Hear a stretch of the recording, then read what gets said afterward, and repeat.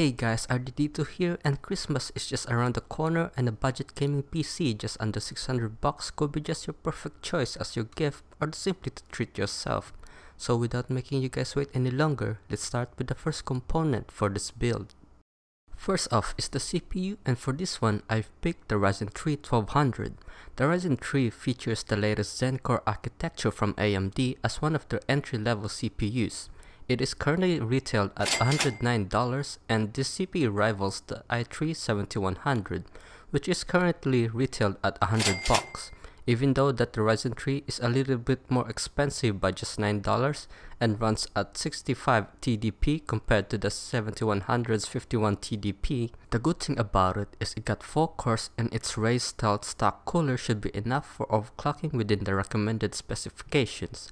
But in terms of its gaming performance and handling multi-threaded intensive workload, it can perform a little bit better than the i3 7100. Not just that, it is more recently released as it's only been out for 4 months. Now for the motherboard, we're going ahead with the MSI Gaming B350 Micro ATX, and it's retailed at $77. This entry-level motherboard for an AMD Ryzen processor is good in terms of its quality and overclocking capabilities. Combining this motherboard with the Ryzen 3 1200 will definitely give you amazing performance for its price.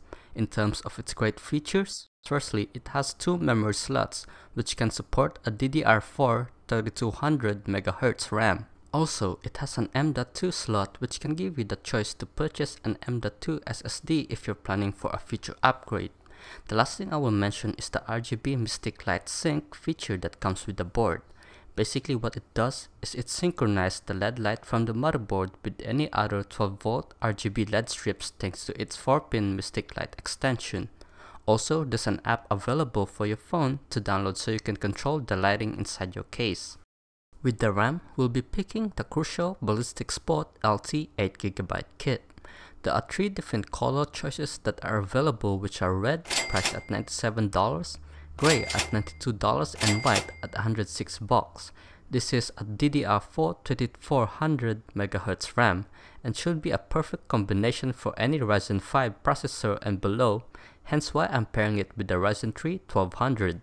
Also, an 8GB of RAM should be sufficient enough for this build as we're only focusing on gaming.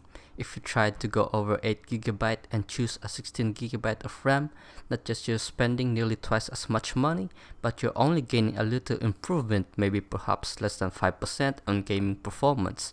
So overall, I would strongly recommend, if you're only gaming, a RAM like the Crucial Ballistic with 8GB of memory should be more than enough.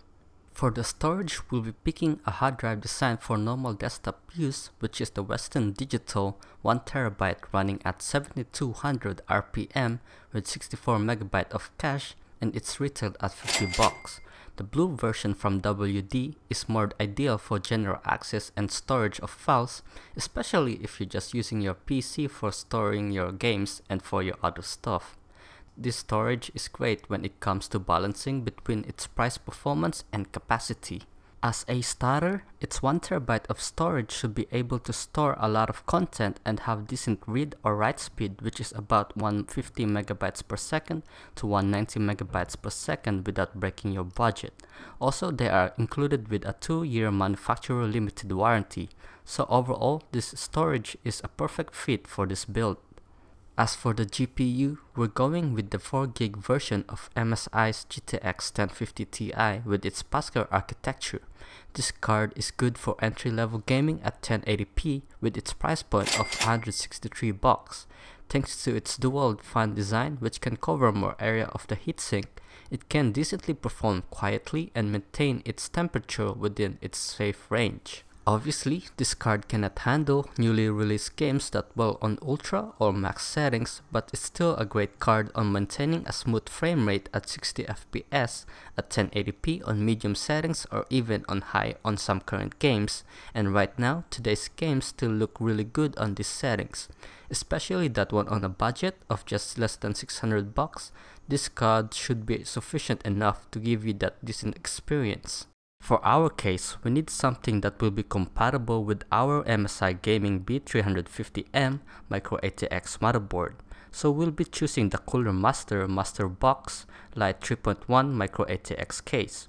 In this case, you can only fit two 120mm fans at the front panel or 240 radiator and one 120mm fan at the back, which is also pre-installed. Looking at this, it kinda gives you that elegant modern design because of its transparent acrylic side panel, and the front panel is a sleek dark mirror. So if you decide to buy an RGB fan for the front panel, you see something like this which glows right through it, and I think that's pretty cool. Also, it got a customizable trim which can help you to color match your build by 3D printing it, and I'll post a link down to the description if you guys are interested in doing that. As for the power supply, we'll be using the EVGA 500W. This PSU works great for budget builds that the power consumption isn't too high. The reason for picking this power supply is firstly it's cheap, valued at only 35 bucks, it's from a reputable brand, and it received a rating of 4.5 out of 5 stars from Amazon. Even though that this power supply is not modular at all, this should still be enough for this budget gaming PC. After calculating the total cost of the 7 components, we're left with $27, and since our case only has one pre-installed fan, we can fill in the empty 2 front panel fan slots with the use of the Rosewell 120mm fan that comes with 4 fans for just the price of 15 bucks. Also, just in case, if you're new to building a desktop computer and you're planning to connect your rig to the internet and you want to go wireless, then make sure you buy a network adapter. For this one, something like this, which is a 300 megabits per second USB Wi-Fi adapter valued at $11, or just 150 megabits per second USB network adapter valued at only 8 bucks, will help you to connect to your wireless modem. So the total spending all totaled to 599 bucks.